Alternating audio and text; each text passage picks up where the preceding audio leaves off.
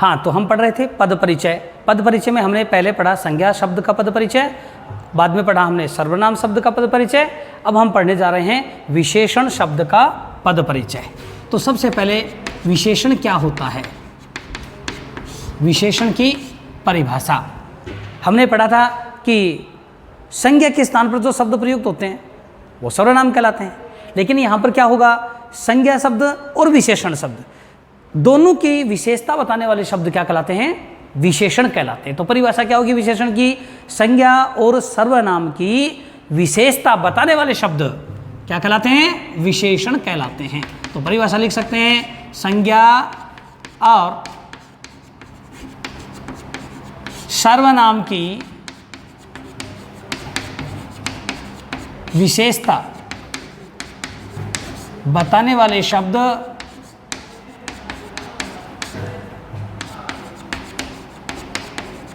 विशेषण कहलाते हैं। इसके 4 भेद हैं।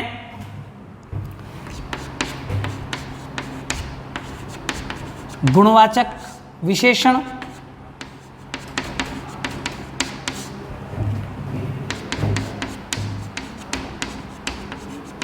संख्यावाची विशेषण, तीसरा परिमाणवाचक विशेषण, और चौथा है सार्वनामिक या संकेतवाचक विशेषण। 2 नाम इसके विशेषण, गुणवाचक विशेषण, संख्यावाची विशेषण, परिमाणवाचक विशेषण और सार्वनामिक विशेषण।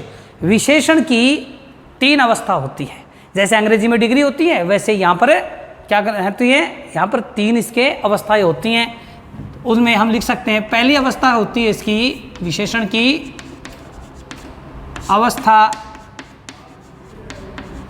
मूल अवस्था। कौन सी होती है, 3 अवस्था होती है जो प्रमुख होती है। जैसे मूल अवस्था में बहुत, क्या शब्द है, बहुत। जैसे अच्छा, बहुत अच्छा, सबसे अच्छा, मूल अवस्था। दूसरी होती है उत्तर अवस्था और उत्तम अवस्था।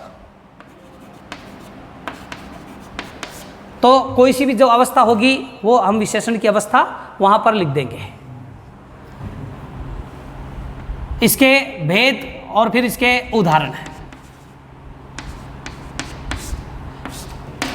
अब जब संज्ञा शब्द का हम परिचय देते हैं तो कौन सी 5 बातें लिखते हैं, वो 5 बातें हमें जान लेनी चाहिए। तो क्या सबसे पहले हमें क्या करना है, विशेषण का भेद यानी प्रकार क्या पता करना है, विशेषण का कौन सा प्रकार है, फिर अवस्था कौन सी है, फिर उसका लिंग कौन सा है, उसका वचन कौन सा है, उसका विशेष्य क्या है, और उस विशेष्य से उसका क्या संबंध है। इस प्रकार 5 बातें, प्रकार, अवस्था, लिंग, वचन और विशेष्य से उसका संबंध क्या है, ये 5 बातें हम विशेषण के पद परिचय में लिखेंगे। उदाहरण लेते हैं। वीर राम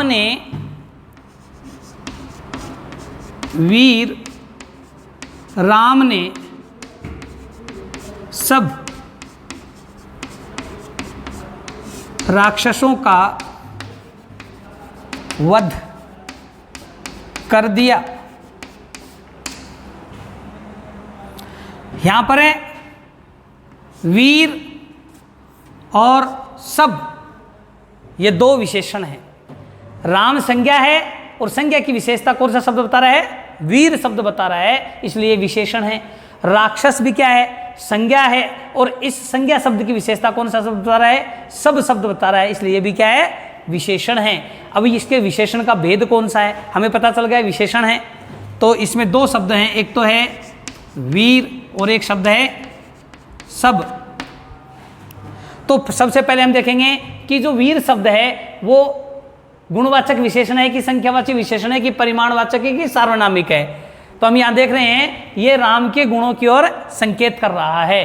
तो राम क्या है? गुण। वीर क्या है? गुणवाचक विशेषण। कौन सा है? गुणवाचक विशेषण है। राम के अवस्था देखेंगे तो ये वीर मूल अवस्था है। विशेषण की क्या है? मूल अवस्था।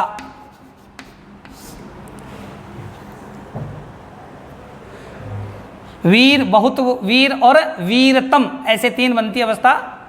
वीर, बहुत वीर और वीरतम। तो यहाँ पर वीर शब्द है तो ये मूल अवस्था है।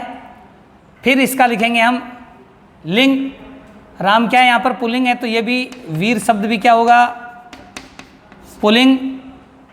वीर का स्त्रीलिंग बनता है, वीरांगना बनता है। पुल्लिंग। वचन कौन सा है?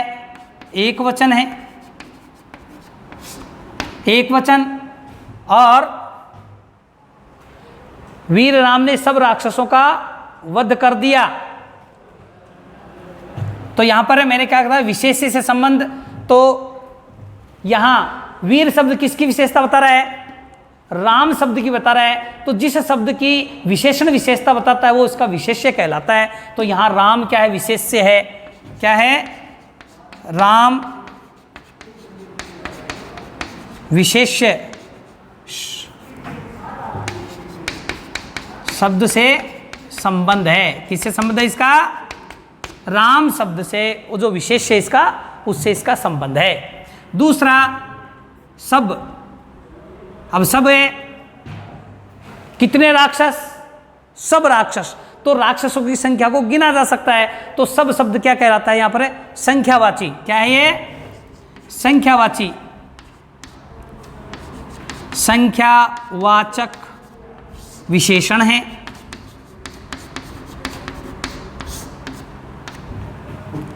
हाँ, सब मूल अवस्था है इसकी। शब्द की कौन सी अवस्था है ये? मूल अवस्था है। और सब शब्द भी क्या है? पुल्लिंग है। राक्षसों सब बहुवचन है, एक वचन नहीं है, ये बहुवचन है। और सब शब्द किसकी विशेषता बता रहा है? कौन है? सब राक्षस हैं। तो विशेष से इनका होगा राक्षस। तो राक्षसों विशेष्य शब्द से संबंध है। ये पांच बातें हम जब विशेषण की विशेषता, जब विशेषण का पद परिचय देते हैं तब इस प्रकार से पांच बातें उनकी लिखी जाती है। इसी प्रकार कोई परिमाणवाचक होगा, कोई सार्वनामिक विशेषण होगा, उसकी भी इसी प्रकार से पांच विशेषताएं उसके पांच पद परिचय में हम लिख देंगे। अगला है क्रिया शब्द का पद परिचय। क्रिया शब्द का पद परिचय। सबसे पहले क्रिया की परिभाषा। जहां पर किसी काम का करना या होना पाया जाता है, जहां किसी कार्य का करना या होना पाया जाता है वह क्रिया कहलाती है। तो सबसे पहले हम ये देखेंगे कि क्रिया कौन सी है। क्रिया के प्रकार। क्रिया के प्रकार। तो कर्म के आधार पर क्रिया दो प्रकार की होती है। कर्म के आधार पर, कर्म के आधार पर क्रिया नंबर एक है सकर्मक क्रिया और दूसरी है अकर्मक क्रिया। सकर्मक क्रिया में भी दो प्रकार की होती है। एक कर्मक जिसमें एक ही कर्म होता है वो एक कर्मक, और दूसरी होती है जिसमें दो कर्म होते हैं वो द्विकर्मक क्रिया कहलाती है। तो कर्म के आधार पर हम क्रिया के भेद कर लेंगे। सकर्मक क्रिया है कि अकर्मक, जिस क्रिया के साथ में कर्म है वो सकर्मक क्रिया है, जिस क्रिया के साथ में कोई कर्म नहीं होता वो क्रिया अकर्मक होती है। क्रिया प्रेरणार्थक क्रिया भी होती है जिसमें कर्ता स्वयं कार्य नहीं करता, किसी दूसरे से करवाता है। क्रिया पूर्णकालिक होती है, जिस वाक्य में क्रिया पूर्ण हो जाती है, कार्य समाप्त हो जाता है, वो पूर्णकालिक क्रिया कहलाती है। जैसे मैंने बोर्ड की परीक्षाएं दे दी हैं, अर्थात बोर्ड परीक्षा को काम समाप्त हो गया।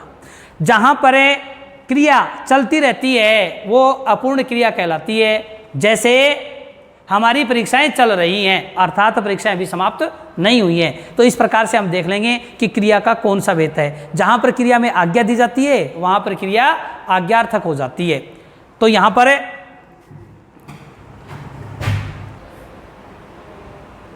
हाँ, तो क्रिया शब्द का परिचय देने के लिए हमें किन किन बातों का लिखना होता है, किन बातों को, तो सबसे पहले हम क्या लिखते हैं, क्रिया का प्रकार लिखेंगे। क्या लिखेंगे सबसे पहले, क्रिया का प्रकार, वो क्रिया का कौन सा भेद है, फिर वो क्रिया कौन से लिंग में है, कौन से वचन में है, उसका काल कौन सा है, और वाक्य में जो अन्य शब्दाएं हैं, वाक्य में प्रयुक्त शब्दों से उसका क्या संबंध है। 1 2 3 4 5, ये 5 बातें लिखनी होंगी। तो एक उदाहरण ले लेते हैं हम और फिर 5 बातें लिखेंगे। जैसे राम ने रावण को मारा, यहाँ पर क्रिया क्या है, राम करता है, रावण कर्म है, तो क्रिया क्या है यहाँ पर, मारना, मारा क्रिया है। तो मारा नाम की जो क्रिया है इसका हम पद परिचय, तो किसको मारा, रावण को, तो क्रिया अकर्मक है कि सकर्मक है, क्रिया सकर्मक है, रावण को मारा है। तो क्रिया का भेद कौन सा हो गया, सबसे पहले सकर्मक क्रिया है। क्या है, सकर्मक क्रिया है। फिर इसका लिंग, मारा पुल्लिंग है, कौन सी क्रिया है, पुल्लिंग। फिर वचन, एक वचन है कि बहुवचन, एक वचन, कौन सा है, एक वचन है। काल, कौन से काल की क्रिया है, भूतकाल की, तो लिख देंगे भूतकाल। अन्य शब्दों से संबंध, वाक्य में रावण और राम 2 हैं, तो रावण तो इसका क्या है, राम तो क्या इसका मारा क्रिया का करता है, और रावण क्या इसका कर्म है। तो ये दोनों बातें लिख देंगे, राम कर्ता एवं रावण कर्म है, किसका, मारा क्रिया का। ये 5 बातें हो गई। अन्य एक उदाहरण और ले लेते हैं। मैं सवेरे जल्दी उठा, उठना क्या है यहाँ पर, क्रिया है, कौन सी क्रिया है, सकर्मक की अकर्मक है, किसको उठा, मतलब कोई उत्तर नहीं है यहाँ, इसलिए क्या है, ये अकर्मक क्रिया है। कौन सी क्रिया है, अकर्मक क्रिया। उठा पुल्लिंग है, कौन सा वचन है, एक वचन है। उठा कौन सी क्रिया है, भूतकाल की है, कौन सी है, भूतकाल की है। और इसका कर्ता क्या है, मैं